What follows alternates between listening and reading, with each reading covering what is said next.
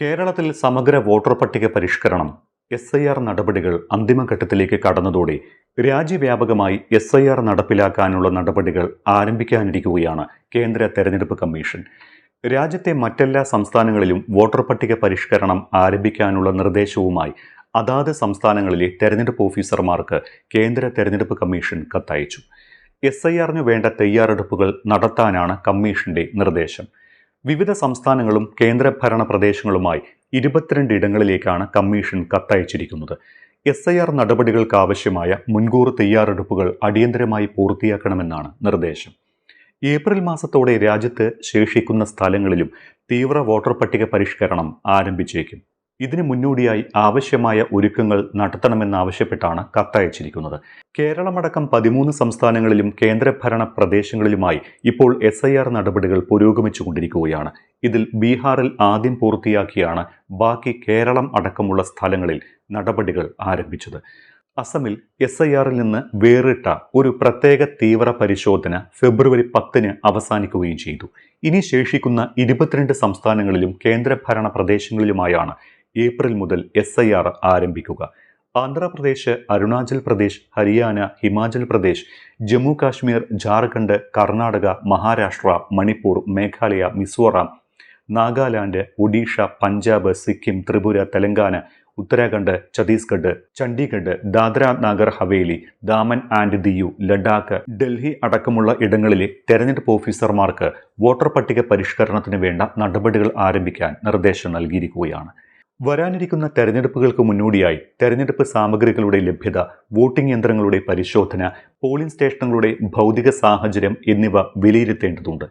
ഏപ്രിലിൽ ആരംഭിക്കുന്ന പുതിയ വോട്ടർ പട്ടിക പരിഷ്കരണ ഘട്ടത്തിന് മുന്നോടിയായി നിലവിലെ സ്റ്റോക്ക് വിവരങ്ങളും സുരക്ഷാ ക്രമീകരണങ്ങളും കൃത്യമായി രേഖപ്പെടുത്താൻ മുഖ്യ തെരഞ്ഞെടുപ്പ് ഓഫീസർമാർക്ക് നിർദ്ദേശം നൽകിയിട്ടുണ്ട്.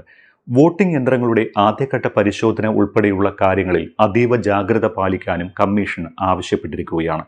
കേന്ദ്ര തെരഞ്ഞെടുപ്പ് കമ്മീഷൻ നിർദ്ദേശിച്ചത് പ്രകാരം കേരളം അടക്കം 12 സംസ്ഥാനങ്ങളിലും കേന്ദ്രഭരണ പ്രദേശങ്ങളിലും വോട്ടർ പട്ടിക പരിഷ്കരണം അതിദ്രുതഗതിയിൽ പുരോഗമിച്ചുകൊണ്ടിരിക്കുകയാണ്. ആദ്യം SIR പൂർത്തിയാക്കിയ ബീഹാറിൽ വലിയ രാഷ്ട്രീയ വിവാദങ്ങൾക്കാണ് SIR ഇടയാക്കിയത്. BJPക്ക് അനുകൂലമല്ലാത്ത വോട്ടർമാരെ പട്ടികയിൽ നിന്ന് വെട്ടിനിരത്തിയെന്ന ആക്ഷേപം വരെയുണ്ടായി. ഇതേ ആക്ഷേപം ഇപ്പോൾ പശ്ചിമ ബംഗാളിൽ നിന്നും ഉയരുന്നുണ്ട്. ലക്ഷക്കണക്കിന് വോട്ടർമാരാണ് ബംഗാളിൽ വെട്ടിപ്പോയത്. പല കാരണങ്ങൾ പറഞ്ഞ് വെട്ടിപ്പോയ ബംഗാളിലെ പല വോട്ടർമാരും പട്ടികയിൽ ഉൾപ്പെടാൻ അർഹതയുള്ളവരാണ് എന്ന് പിന്നീട് കണ്ടെത്തുകയും ചെയ്തു. ഇതോടെ ബംഗാൾ സുപ്രീം കോടതിയിൽ നിയമപോരാട്ടം ആരംഭിച്ചു. ബംഗാൾ മുഖ്യമന്ത്രി മമതാ ബാനർജി തന്നെ നേരിട്ട് സുപ്രീം കോടതിയിൽ ഹാജരായി സംസ്ഥാനത്തിന്റെ കേസും വാദിച്ചു. തമിഴ്നാട് സർക്കാരും SIRലെ പക്ഷപാതത്തിനെതിരെ സുപ്രീം കോടതിയിൽ നിയമപോരാട്ടം നടത്തുന്നുണ്ട്. കേരളത്തിൽ SIR നടപടികൾ അന്തിമഘട്ടത്തിലാണ്. ശനിയാഴ്ച തെരഞ്ഞെടുപ്പ് കമ്മീഷൻ അന്തിമ വോട്ടർ പട്ടിക പ്രസിദ്ധീകരിക്കും. കേരളത്തിലെ ആകെ വോട്ടർമാരുടെ എണ്ണം അന്തിമ പട്ടികയിൽ 2,69,00,000 കണക്ക്. അതായത് SIRന് മുൻപുള്ള പട്ടികയിൽ നിന്ന് 9 ലക്ഷത്തോളം പേരുടെ കുറവ്. SIR നടപടികൾ ആരംഭിക്കുമ്പോൾ ആകെ വോട്ടർമാരുടെ എണ്ണം 2,78,50,856 ആയിരുന്നു. എന്യൂമറേഷൻ ഘട്ടം കഴിഞ്ഞ് പ്രസിദ്ധീകരിച്ച കരട് വോട്ടർ പട്ടികയിൽ ഇത് 2,54,42,352 ചുരുങ്ങി. എന്യൂമറേഷൻ ഘട്ടത്തിൽ 24,80,503 പേരെ വിവിധ കാരണങ്ങളാൽ ഒഴിവാക്കിയാണ് കരട് പട്ടിക പ്രസിദ്ധീകരിച്ചത്. ഇവരിൽ ആക്ഷേപമുള്ളവർക്ക് പരാതി സമർപ്പിക്കാൻ അവസരമുണ്ടായിരുന്നു.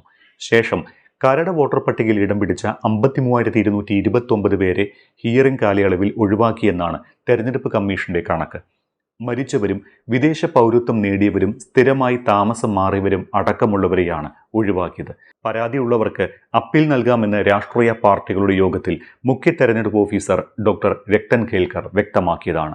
കരട് പട്ടികയിൽ ഉൾപ്പെട്ട 2.54 കോടി വോട്ടർമാരിൽ മാപ്പിംഗ് ലഭ്യമല്ലാത്തതും ലോജിക്കൽ പിശകുകളുമുള്ള 36,88,948 പേർക്കായിരുന്നു ഹിയറിംഗ് നടത്തിയത്. ഹിയറിംഗ് ഘട്ടത്തിൽ കൃത്യമായ രേഖകൾ ഹാജരാക്കി കരട് വോട്ടർ പട്ടികയിൽ ഉൾപ്പെട്ടവരെയും പുതിയ അപേക്ഷകരെയും ഉൾപ്പെടുത്തിയാണ് അന്തിമ വോട്ടർ പട്ടിക പ്രസിദ്ധീകരിക്കുന്നത്. 15,91,494 പുതിയ അപേക്ഷകളാണ് വോട്ടർ പട്ടികയിൽ പേര് ചേർക്കുന്നതിന് തെരഞ്ഞെടുപ്പ് കമ്മീഷന് മുന്നിലുണ്ടായിരുന്നത്. ഇതിൽ 2,21,491 പേർ പ്രവാസി വോട്ടർമാരായാണ് അപേക്ഷ നൽകിയത്. SIR കാലയളവിൽ പേര് ചേർക്കാൻ കിട്ടിയ അപേക്ഷകളിൽ 13.51 ലക്ഷം അപേക്ഷകൾ അംഗീകരിച്ചിട്ടുണ്ട്. 2.23 ലക്ഷം പ്രവാസി വോട്ടർമാരാണ് പട്ടികയിലുള്ളത്. തദ്ദേശ തെരഞ്ഞെടുപ്പിലെ പട്ടികയുമായി താരതമ്യം ചെയ്യുമ്പോൾ 30 ലക്ഷത്തോളം പേർ പുറത്തായി എന്നും അനർഹർ പട്ടികയിലുണ്ട് എന്നും രാഷ്ട്രീയ പാർട്ടികളുടെ യോഗത്തിൽ CPM വാദിച്ചു. അപേക്ഷ നിരസിച്ച പ്രവാസി വോട്ടർമാരുടെ വിവരം കോൺഗ്രസ് ആവശ്യപ്പെട്ടിട്ടുമുണ്ട്. തുടക്കത്തിൽ ആരോപണങ്ങൾ ഉന്നയിച്ചവരുടെ നിലപാട് മാറിയെന്നായിരുന്നു BJPയുടെ അഭിപ്രായം. SIR നടപടിക്രമങ്ങൾ അന്തിമഘട്ടത്തിലേക്ക് കടന്നുവെങ്കിലും പട്ടികയിൽ പേര് ചേർക്കുന്ന നടപടികൾ ഇപ്പോഴും പുരോഗമിക്കുകയാണ്. നേരത്തെ പരാതികളും ആക്ഷേപങ്ങളും ഉന്നയിക്കാൻ അവസരമുണ്ടായിരുന്ന ജനുവരി 30 വരെ അപേക്ഷ നൽകിയവർ അന്തിമ വോട്ടർ പട്ടികയിൽ ഉൾപ്പെടും.